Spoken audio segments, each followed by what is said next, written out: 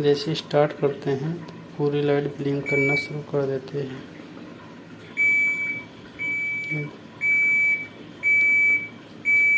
या इसकी पीसीबी खराब है या डोर स्विच या वाटर लेवल सेंसर।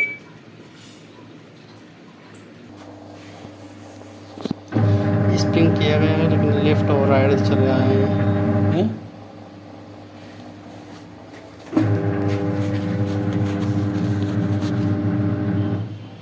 ये स्प्रिंग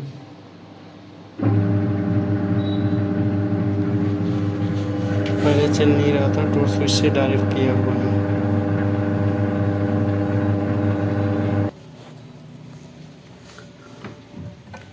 ये आउटलेट मोटर है, ये गियर असेंबली है जो लगा है, ये मोटर है, ये बेल्ट है।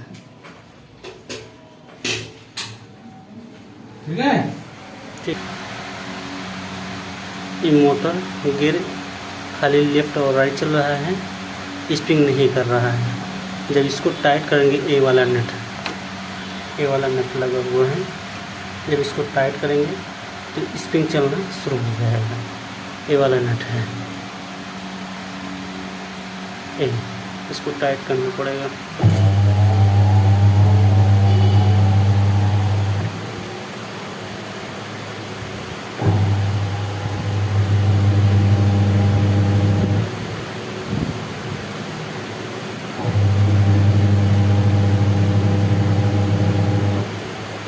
हम मशीन रोटेट कर रहे हैं स्प्रिंग के लिए।